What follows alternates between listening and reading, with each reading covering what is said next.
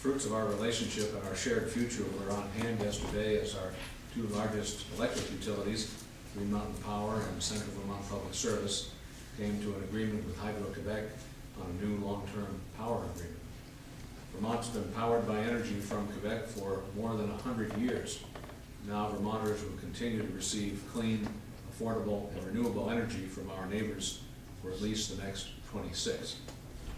By working together, we can advance the interests of both Quebec and Vermont. This power agreement is one example of the mutual benefit that's achieved through our strong relationship. There are other examples from the past 2 days of how we can work together to strengthen our economy and protect our environment. I signed 2 agreements yesterday, one reaffirming our joint efforts to clean up Lake Champlain, and the other committing to work on agri-food initiatives. Quebec's our largest international trading partner. Local businesses depend on Quebecers to buy products and services in Vermont.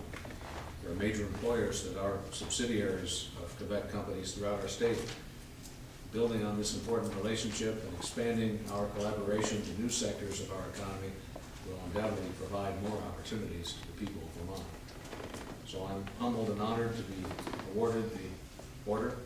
It's a great source of pride that the relationship between Vermont and Quebec has been strengthened in the past 7 years. I'm confident that our friendship will continue to flourish for many years to come.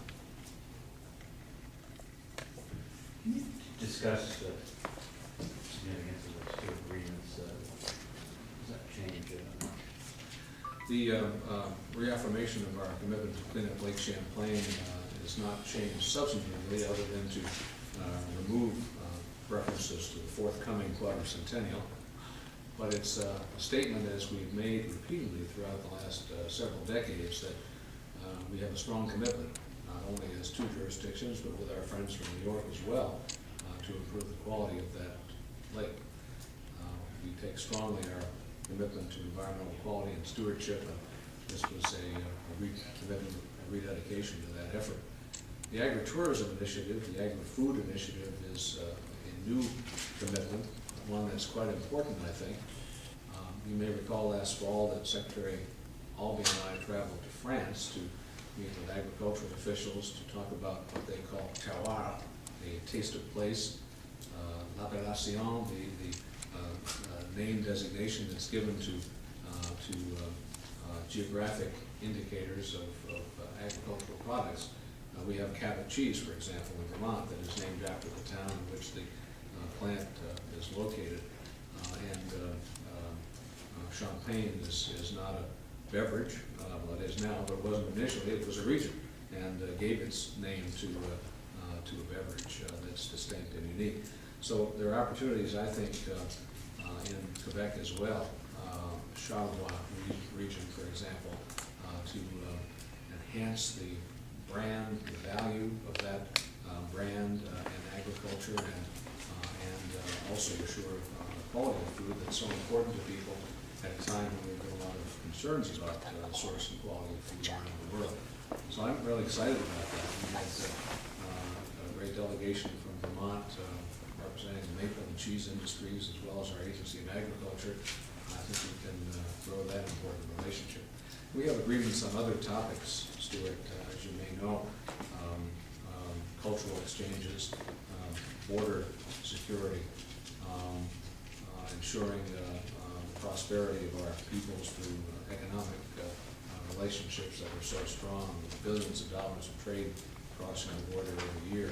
So this is a new area that I think we need to focus on. Speaking of border security, there's been some concern about some of the changes being made specifically between Rock Island, Stansted, and Derby line. Even one official was, local selectman was detained at one point. Have you talked to them about, in terms of, and with the Homeland Security, about that sort of age-old tradition and not maybe moving too quickly on cracking down on those kind of ports of entry? I haven't talked specifically about this case, although I did chat with the legislator from that area about it this morning. I certainly want to know more about the situation, and will continue to look into it. But this is a balance that we need to continue to try to achieve as the southern border has been strengthened. There's no question that some efforts have been made to breach the northern border, and you've seen fences go up across a couple of streets that straddle the border. You've seen the increased requirement for documentation for travelers. We want that security. We want to do everything we can to prevent people or goods from coming across to the United States that aren't here legally, or that would pose a danger to our citizens. At the same time, we have such a long tradition of hands across the border, with villages and buildings bisected by the border. It's not easy for a lot of residents in that area to accept the changes that are coming now. So we need to continue to find ways to strike that balance. Premier Charest noted yesterday that Vermont and Quebec are perhaps not the only two adjoining jurisdictions, but among them, perhaps Washington and British Columbia or another, that have enhanced driver's licenses. So there's an option short of a passport, a pass card to show identification to get across the border. So it's that balance, and